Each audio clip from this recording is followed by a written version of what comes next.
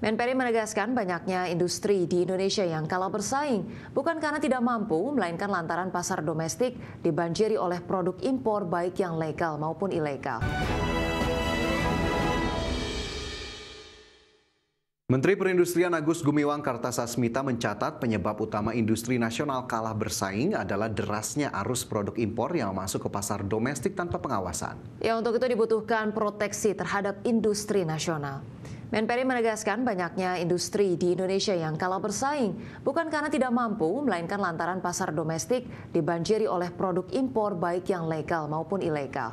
Untuk itu Menperi berharap adanya kebijakan proteksi untuk menciptakan ruang bagi industri nasional agar dapat tumbuh, berinovasi dan memiliki daya saing yang kuat di pasar global.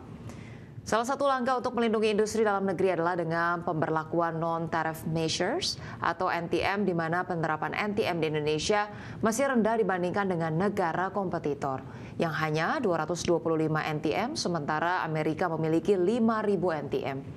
Selain memperkuat pasar domestik, Menperin juga akan memperluas pasar ekspor, terutama di tengah ketidakpastian ekonomi global, khususnya berupaya untuk membuka peluang ekspor baru. Industri kita yang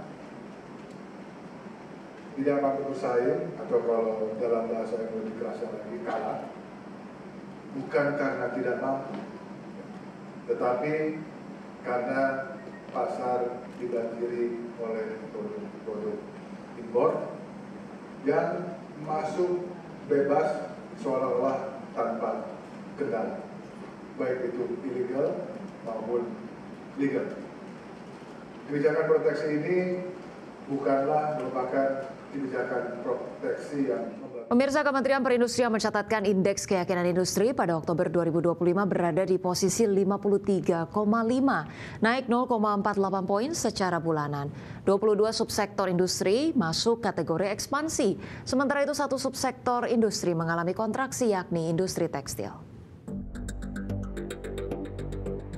Kementerian Perindustrian mencatat indeks keyakinan industri atau IKI pada Oktober 2025 berada di posisi 53,5, naik 0,48 poin dari September 2025 sebesar 53,02. Angka ini pun lebih tinggi 0,75 poin dari Oktober 2024 tahun lalu. Hal tersebut menunjukkan kondisi industri dalam negeri dalam kategori ekspansif. Terdapat 22 subsektor industri yang masuk kategori ekspansi, sementara itu satu subsektor industri mengalami kontraksi.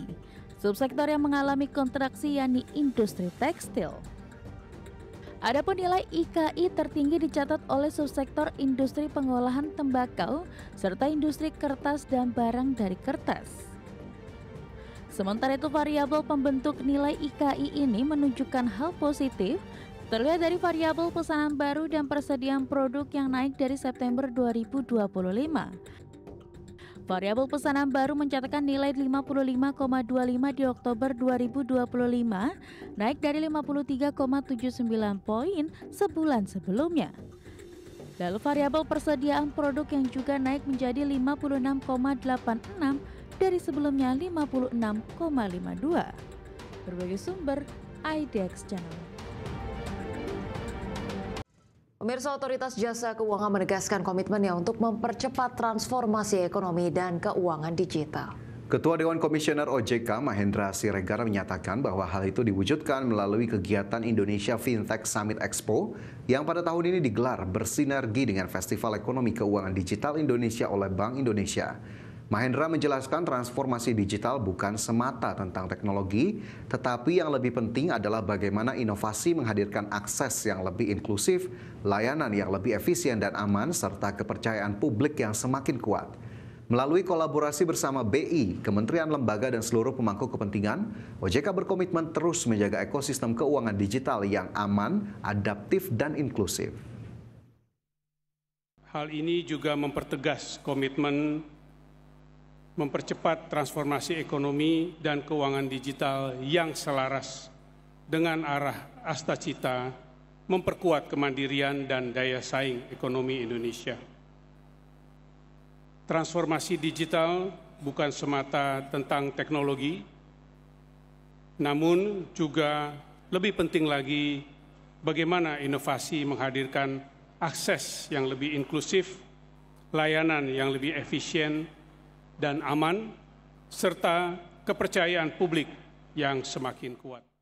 Ya, kalau berbicara soal digitalisasi, transformasi digital, ini memang sesuatu hal yang tidak bisa tidak dilakukan oleh Indonesia karena memang ruang-ruang digital ini tentunya sangat bermanfaat terutama untuk akses yang inklusif, tapi memang risiko-risiko yang ada juga tetap harus diantisipasi begitu ya, risiko-risiko di ruang digital, kejahatan digital, dan akhirnya masyarakat juga harus terus disosialisasikan mengenai digital security atau keamanan di ruang digital agar kemudian tidak ada hal-hal negatif yang justru lebih dominan di ruang digital ini. Betul, kita berharap seiring dengan peningkatan digitalisasi, akses informasi, dan juga tadi transaksi digital yang sangat masif jadi andalan bagi perekonomian Indonesia. Ini juga disertai tadi dengan perlindungan baik itu investor, konsumen ataupun masyarakat secara umum. Dan juga kita harapkan lah ya terkait dengan bagaimana meningkatkan daya saing sumber daya manusia dalam hal digital untuk membuat ekonomi lebih produktif.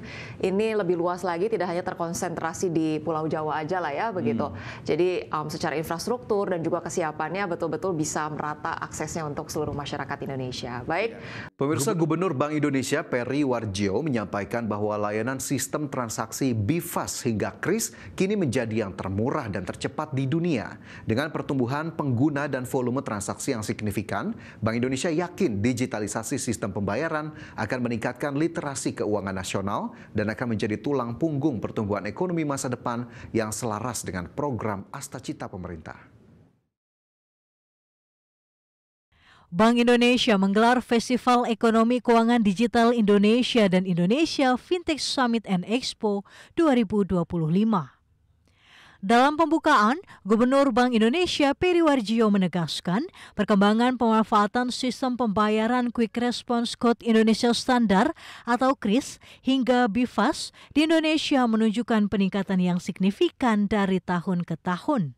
Tercatat pada triwulan ketiga 2025, volume transaksi pembayaran digital mencapai 12,99 miliar transaksi atau tumbuh sebesar 38,08% secara tahunan. Bank Indonesia mengungkapkan perkembangan pesat penggunaan pembayaran digital seperti KRIS dan BIFAS turut untuk transaksi di dalam dan luar negeri.